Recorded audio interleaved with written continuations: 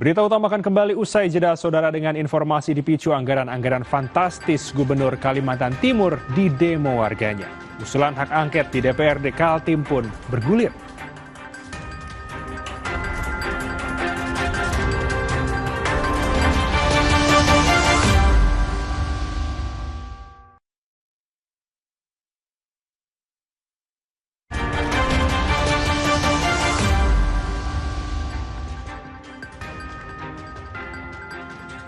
Saudara, Kalimantan Timur di bawah kepemimpinan Gubernur Rudy Masyud mengalami gejolak.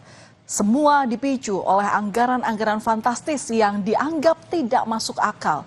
Mulai dari pengadaan mobil dinas mewah, renovasi rumah dinas gubernur, hingga kursi pijat yang menelan anggaran ratusan juta hingga miliaran rupiah.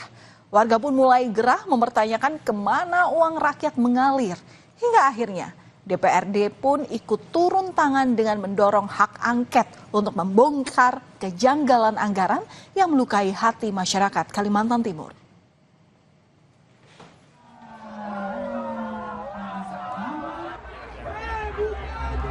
Aksi unjuk rasa kembali digelar di depan kantor DPRD Kalimantan Timur.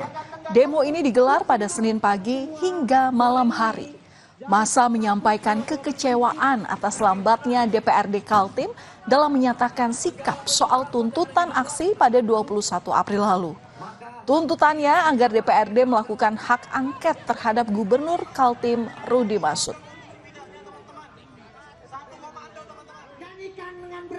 Kami membawa tuntutan kemarin yang kami kawal sampai hari ini. DPRD kan sudah membahas, bukannya apa membahas.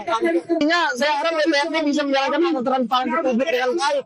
Ya kan? Sekarang rakyat Kaltim mendesak untuk bisa melihat dan mendengar secara langsung. Demo jilid 2 yang berujung tuntutan hak angket bukan tanpa alasan.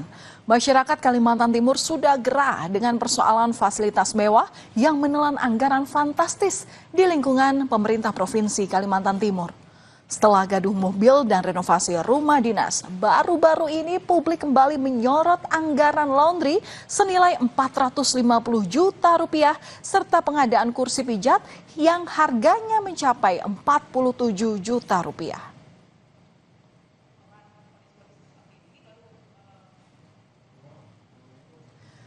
Pemprov Kaltim buka suara soal anggaran laundry yang mencapai 450 juta rupiah selama 1 tahun. Belanja cucian atau laundry bukan hanya biaya cucian baju dinas Gubernur Kaltim Rudy Masyud saja, tapi juga mencakup pelayanan kebersihan untuk karpet, gorden, spray, dan sarung bantal di rumah dinas hingga guest house yang berada di kawasan gedung Pemprov Kaltim. Sementara untuk kursi pijat yang sebelumnya disebut 125 juta dijelaskan jika itu anggaran untuk 2 kursi pijat dengan detail harga 47 juta rupiah untuk kursi yang digunakan pimpinan. Yang dimaksud itu adalah laundry pakaian pimpinan, laundry untuk horden 6 gedung yang ditangani oleh Biro Umum, laundry juga karpet-karpet yang banyak sekali di sana dan luas volumenya. Kemudian laundry juga buat spray, sarung bantal, sarung guling buat rumah jabatan dan juga guest house. Kontroversi anggaran fantastis fasilitas kedinasan Gubernur Kaltim Rudy Masyud bukan kali ini saja, saudara. Sebelumnya pembelian mobil dinas dengan anggaran 8,5 miliar untuk Gubernur Kaltim sempat menuai kritikan di tengah efisiensi. Tak lama setelah kontroversi mobil dinas, publik kembali dihebohkan dengan anggaran renovasi rumah jabatan kepala daerah dan kantor dinas di Kaltim yang mencapai 25 miliar rupiah.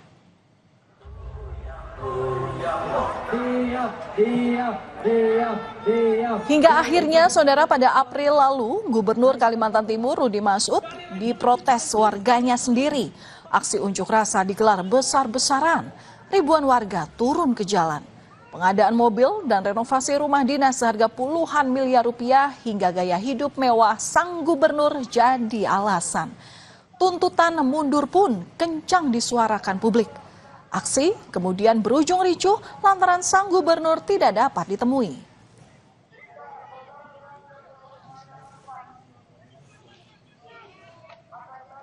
Merespons tuntutan warga, DPRD Kalimantan Timur sepakat untuk membawa hak angket pada Gubernur Kaltim Rudy Marsud ke sidang paripurna. Sebanyak 21 orang anggota DPRD Kaltim dari 6 fraksi sepakat untuk memberikan hak angketnya.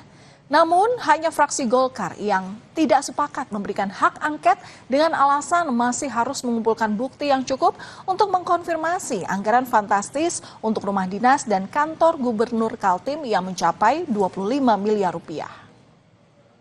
Angket sudah kita terima yang diusulkan oleh 6 fraksi ya.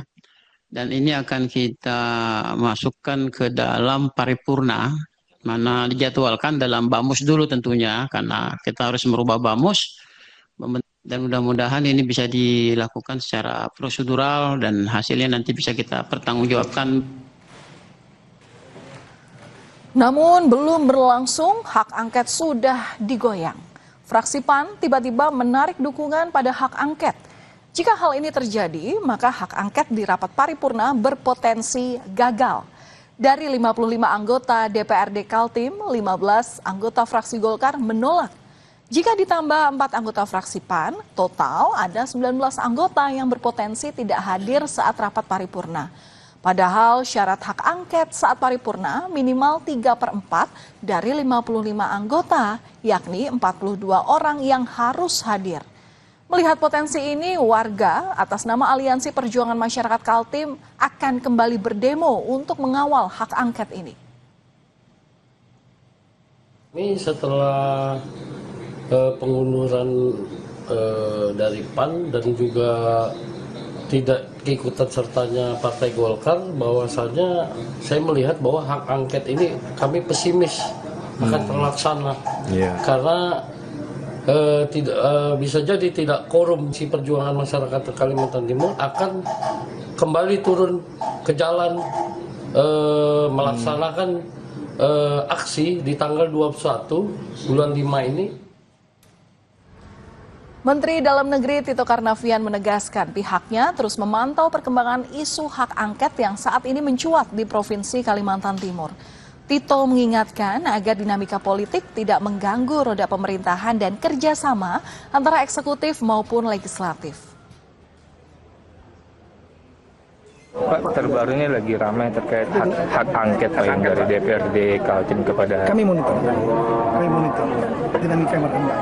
Ya, tapi kita tentu mengharapkan hubungan antara pemerintah, daerah dengan DPRD-nya baik. Ramai dihujani kritik, Gubernur Kalimantan Timur Rudy Marsud akhirnya menyampaikan permohonan maaf kepada publik terkait kegaduhan atas kebijakan-kebijakan yang dibuatnya. Rudy juga akan mengevaluasi keseluruhan rencana renovasi. Hari ini saya banyak merenung, saya menyadari ada hal-hal yang perlu saya perbaikin, baik dalam bersikap maupun dalam berkomunikasi. Untuk itu, dari lubuk hati yang paling dalam, saya menyampaikan permohonan maaf yang sebesar-besarnya atas kegaduhan dan ketidaknyamanan yang terjadi. Kami juga akan membuka ruang transparansi yang lebih luas, agar setiap kebijakan bisa dipahami dan diawasi bersama. Masukan dan kritik yang disampaikan masyarakat.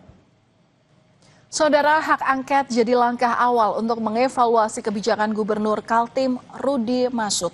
Kini bola panas ada di tangan para wakil rakyat untuk membuktikan bahwa transparansi bukan sekadar janji manis. Disinilah kejujuran pemerintah akan diuji demi memastikan bahwa setiap rupiah uang rakyat Kalimantan Timur benar-benar kembali untuk rakyat dan bukan untuk kemewahan pribadi. Berita utama akan kembali usai jeda. Informasinya mengenai pelarian pengasuh pondok pesantren yang ditetapkan sebagai tersangka kekerasan seksual terhadap santriwati berakhir. Tersangka ditangkap polisi di Wonogiri, Jawa Tengah.